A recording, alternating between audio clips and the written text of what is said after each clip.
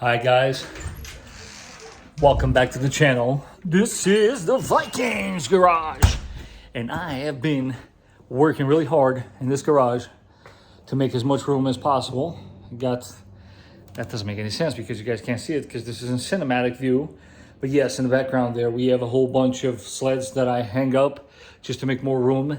To make these videos, we need to pump as many of these out as possible because I want to make sure that you guys save a lot of money before the holidays. Yes, in case you didn't know, I am here to teach you all the tips and tricks for you to fix your own car. That way you can save yourself a lot of money.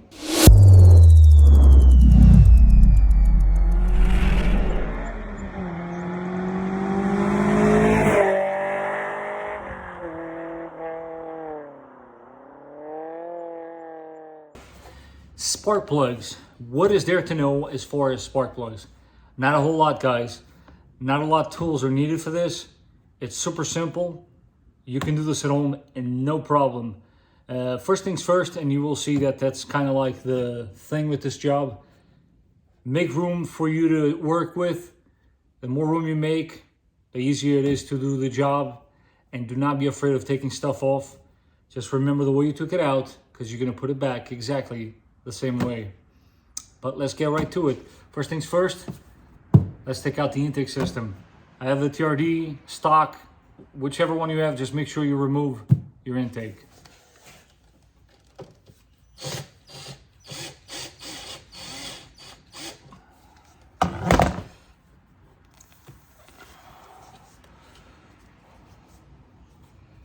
Guys, this stuff is super easy to do. Do not be intimidated by removing all these parts. Jeez. Okay. All you gotta do is basically, after you're done, put them all back the way you found them. I mean, they, for the most part, a lot of this stuff kind of falls into place. Seriously. When you guys do the job, you'll see what I'm talking about. Yep, there we go. One intake out. And just so we don't get it dirty, I'm also going to take this filter out of the way. Now, this is the fun part. I'm sure most of you have no problem replacing the spark plug there and the spark plug there, which this tube is covering. What most of you are probably intimidated by is the fact that this valve right here is sitting right on top of the center spark plug. Well, don't be too scared of touching this, guys. Like I said, just take stuff out. So obviously this valve has to come off. There's no way around it. You obviously want to unplug this. You're going to take this hose out. You got 312s that got to come out. And then you have this pipe that goes down to the exhaust. This is the one that can be a little finicky, but honestly, it's not that big of a deal. As I will show you in a little bit, my car is 175,000 miles, give it or take. And this is actually not going to be all that hard to remove. Keep in mind, you do have a shield there and another shield. Why am I saying shield? No, gasket. Sorry, guys. You have a gasket there and another gasket there. That's a shield. Anyways, that aside, let's get cracking. I'll show you exactly everything I did in order to get this guy out of the way.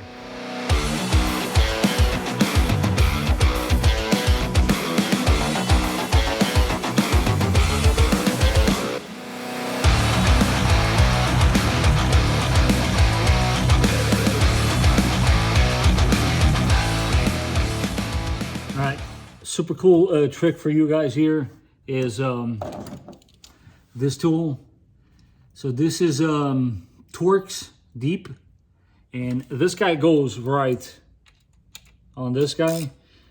If you take these studs out, this will make your life super easy. Again, guys, the key here is take your time. You don't want to drop any of the stuff down in the engine bay, which will, I guarantee you, swallow it, never to be seen again. And you can then remove this valve out of the way. Now, if you look at it closely, you will see that you just gave yourself all the room you need.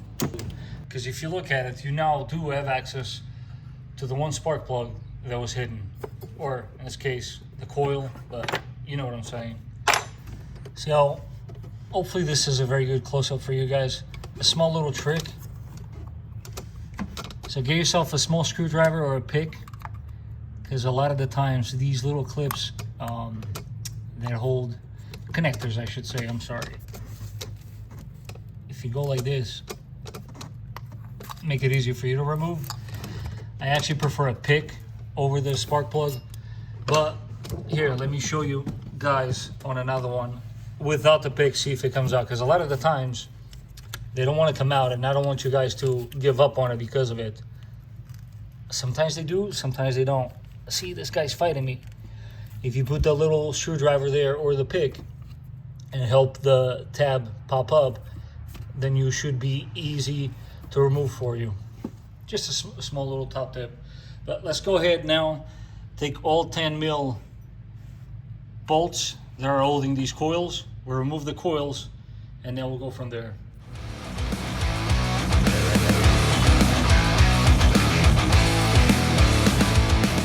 Let's go ahead and remove our coils. I like to put them aside on the same exact order I removed them. It's totally up to you guys. You don't really have to do that. It's just a little idiosyncrasy that I've done over the years. It kind of helps keep everything in place. But yeah, from this point on, obviously, let's set this gasket aside so we don't lose it again into the abyss. You can set it there. Of course, I will give you guys the part number for a new one, which I have right there. So I'm gonna go ahead and just place it there and the old one aside.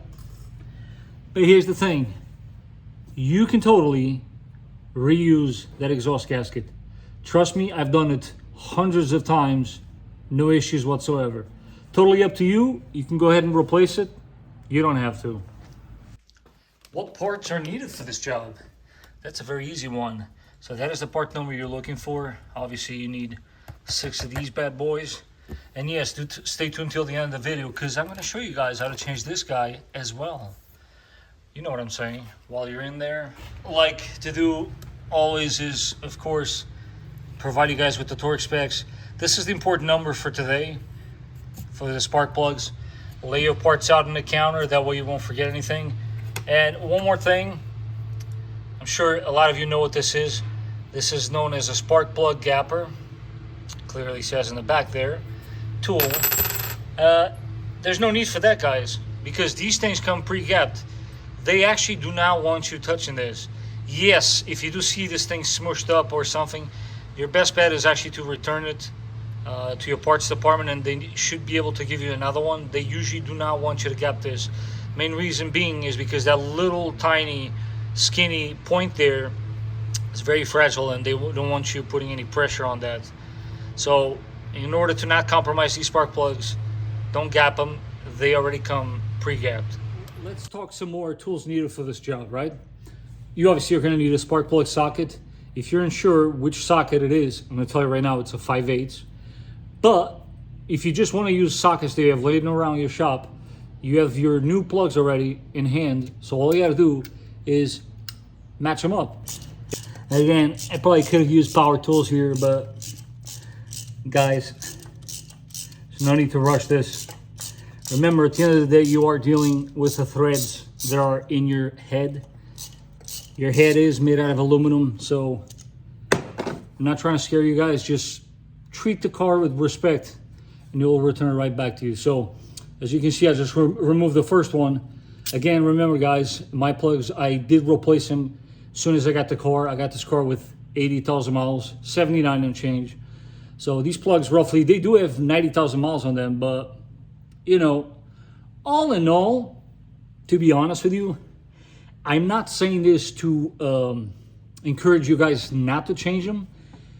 These are very forgiving. I have replaced plugs. I remember, I believe it was 140,000 miles. That's the most I've seen on a set of plugs on a 4Runner. And honestly, guys, they were not even worn. Now, I'm not telling you not to replace your plugs. Let's see how good of a close-up I can get you between an old one and a new one, and you will see that it's actually not that bad if you look at it. as I'm trembling over here. Yeah, I'll give you guys a better shot. All right, so let's see how good of a shot I can get you guys. Again, it's really not that worn, guys.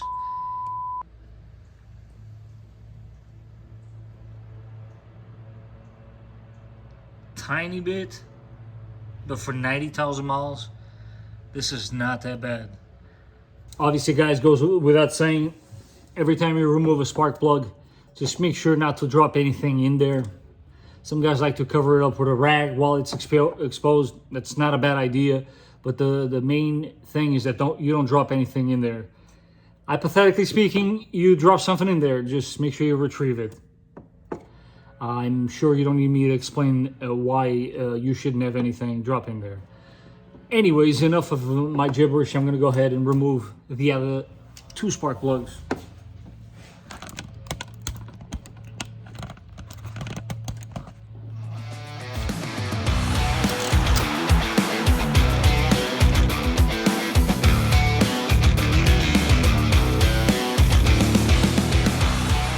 Guys, top tip, so let's say you're using a regular socket, something that doesn't have a magnet or a piece of rubber in there that will help you retrieve the spark plug. You're just using a regular 5/8, not to worry. If you got yourself a magnet, you can just fish it right out of the hole. Now, we're gonna go ahead and install the new plugs back in. And just like before, hypothetically speaking, you were unable to get the correct socket and you're using a regular socket, you can just basically, you're gonna be using the tip of your finger, and what you can do is you guide the plug with your hand all the way down and follow it with your finger. That's simple. You're not gonna harm anything. Nothing's gonna happen to the plug, I can assure you. See, showing you one more. No biggie. I do this all the time.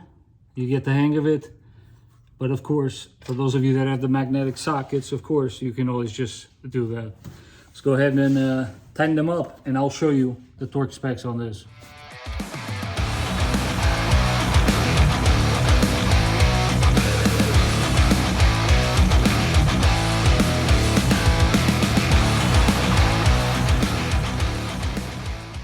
Now it comes to the fun part. Obviously, you got your socket and extension.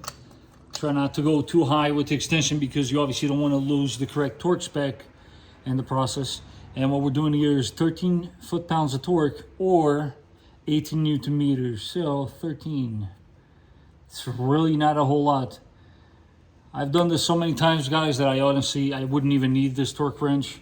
But I'm here to promote things done the right way. So let's do that. And I'm going to show you guys how nice and easy that is. 13 foot-pounds of torque. This is what it translates to. See? It's really not much to it. And now you just repeat the process on the other 2. Again, wait for the click. And that's it, you're done. Now, being that we got a really good angle here, again, as previously stated, in order, I place them the way I took them out. You know, you want to cover these holes as soon as possible. You don't want to leave these things exposed too long. And don't worry about the plugs because they all kind of fall into place. As you can see here, they're both right there. They're shaped to go back where they were before, and there's no mistaking that. So super easy. So guys, another top tip, these valves, before putting them in, I like to actually clean the surface. There's many ways of doing this, but super quick way, grab yourself a blade and just like so. Honestly, you could totally install it just like this, but why not do the best job that you possibly can? Takes a couple of seconds, and you know what? You just made yourself the surface smoother than it was before. Here comes the fun part. Again, super easy. You got your gasket here. In my case, I'm replacing it. Again, you always want to compare the gaskets. These, as you can see, it doesn't really matter if you go this way or if you go that way. The gasket is exactly the same. Again, if you're not sure, when you do install it like so, you do want to make sure that the holes do line up, which they do. And it's very easy now. So I did state before that you can actually remove these studs, but honestly, guys, I didn't even remove them because you can totally do this without removing them. The reason why I was telling you to remove them, as you will see now here in a second, is because it can get a little tricky to line this valve up with this pipe here installed. But I can assure you, if you run it down exactly horizontally and evenly, you should be able to get it in. And that's that. Top tip again, before installing these 3 nuts, go ahead and install these 2 10 mil first, because you want to have yourself some room for wiggle. And again, if we want to do things the way the book tells you, these 3 nuts, which you want to torque first, is 21 Newton meters, which equals to about 15.5 foot-pounds of torque. So let's go ahead and do that. It's not a whole lot of pressure, guys. Honestly, if you do not torque these, I would not be upset at you. Trust me, you do not have to go crazy like this, but I am showing you guys how to do this properly. Now the 2 10 mil that mate the pipe with the valve that have the gasket in between, that one I do want you guys to torque. And the magic number there is 10 Newton meters. So let's go ahead and get this at 10, which does translate roughly to 7.5 foot-pounds of torque. These, by all means, do torque them. Small screw, don't go crazy. Main reason why I want you to torque it is because if you don't, you might actually even snap these. Seen it before, done it before, not fun, because then you're stuck extracting, well, your broken bolts, right? And we don't want to do that. So there you go. Double check your work, and you're good to go. Now, from this point on, it's pretty simple. You just reverse back everything you did. Remember how I said that the connectors all fall into place? So, see this guy?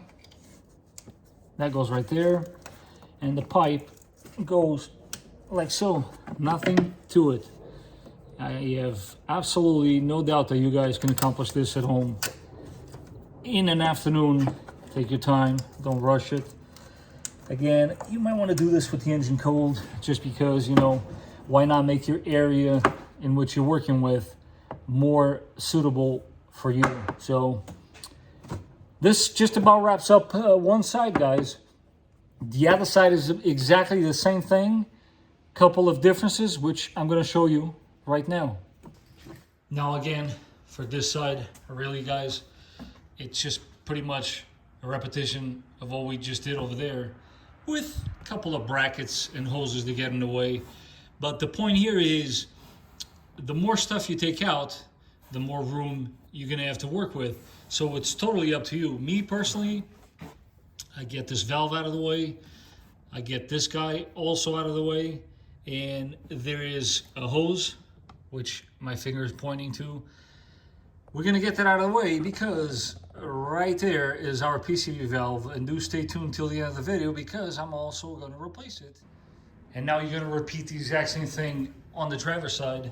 But do keep in mind, that's why I like to do one bank at a time. As you can see, I put everything back on that bank because it's kind of rule of thumb for me is to not have a lot of things apart. Do it by sections, a lot easier. These are right and left, bank 1, bank 2. The shape of these valves on the bottom is different, so you don't want to mix them up. Not a big deal. If you do it one side at a time, you're going to be perfectly fine. Now I'm going to show you what it is exactly that I took out of the way in order to achieve this. This valve set like so. Disconnect to this, place it to the side, and then it makes plenty of room for you to do everything you need to do. The only thing here, because obviously this guy sits hidden so much, is the very last coil here. What I like to do is use a long extension like so and a swivel socket to get that 10 mil out, and once you do that, you're in good shape. But let me go ahead and replace all the plugs so I can show you how to replace your PCV valve. PCV valve, guys. Let's see how hard this actually is. Totally joking, not hard at all. See the hose right here? You don't even need pliers for this one. Work your clamp down. Then what you want to do is push the hose down on this end. And then on the other end, kind of going to be covering the image, but there's a similar clamp. Pull it up and push the hose with it. I'm going to show you how easy that is. It's really absolutely nothing to it. See? Get your hose out, place it on top of your intake there. Make sure not to lose the clamps. And here's where you need to do this job. A 19 mil socket. And to make your life a lot easier, get yourself an adjustable head here. Of course, the right way to do this is with a 19 swivel socket, but as you see right here, I did the same exact thing by using a 3/8 flexible adjustable adapter. So let's get ourselves a long extension and get that PCV valve out of there. As you can see, guys, I'm doing this in real time right here with you guys so that you can see this is really not that hard to do. Once you crack it loose, honestly, give it a few turns. You can totally take this these tools out of there, because you, my friend, can get this out by hand. Watch. See that? Obviously, don't drop it. But there you have it, PCV valve. Again, my car is a terrible example for this kind of stuff, because believe it or not, I did replace this guy at the same time as the plugs. So again, this has roughly 90,000 miles on it. New one. Of course, goes without saying, I'll give you guys the part number on the comments down below. But let's go ahead and install it. Again, started by hand. There's really nothing to it, guys. I have absolutely no doubt that you guys at home can do this. Probably a lot better than me. Come on.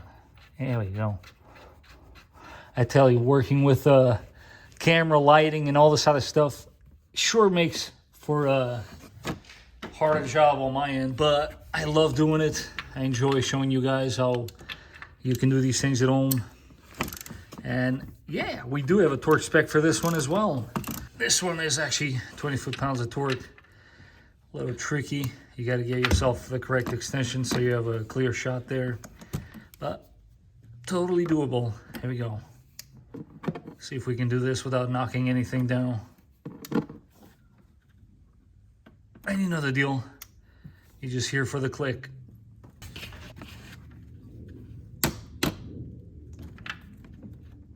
One more to make sure. That's it. We're done. Super important detail. I don't know how well that shows on camera, because these beautiful heater core hoses that we love so much. So you see where my finger's pointing there? So this is actually a bracket that holds your intake to your valve cover. What you want to do is feed this hose on the inside portion of that bracket. Once you've done that, then you can go ahead. That's it. Make sure you install your clamp back in the original position, like so. And then you're gonna go ahead and install the other end to your intake manifold. And that, my friends, completes your PCV valve replacement. Now you go ahead and tell me in the comments section how hard that was. Super easy, man. You should have no problem replacing that. That's it for today's episode, guys. I hope this information was useful. I hope you guys are enjoying the series. I'm making this series, after all, so that you guys can do all these jobs at home yourselves, and in the process, save yourself a lot of money. I hope you did enjoy this video. If you did, don't forget to smash that like button. If you haven't done so, you might want to subscribe, because there's a lot more coming and you might miss it. But in the meantime, I want to take this opportunity to thank you guys for watching, and I will catch you guys on the next one.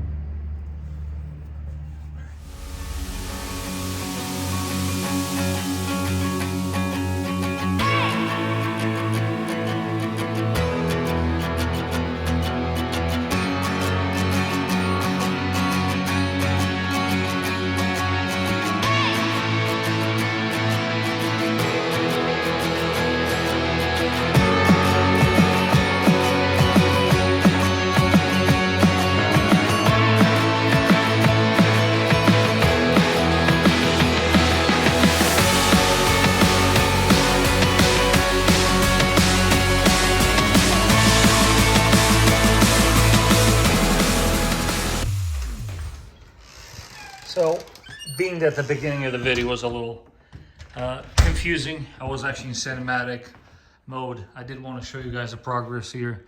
This is what I was referring to. I've been hanging up these sleds. That's basically what they are. Some of them honestly are extremely old. They have some stamps in the back and whatnot.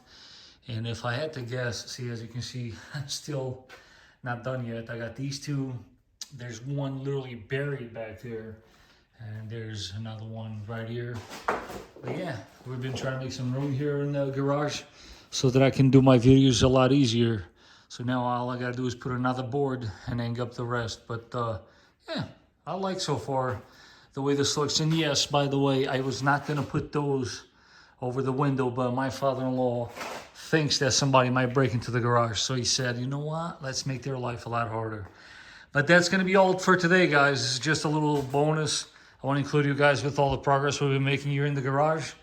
And also, last but not least, I don't know how well that shows on camera, but yes, I have installed a whole nother set of LEDs in the roof. The lighting over here is still not optimal, but you know what? We're working on it, and we're doing the best we can.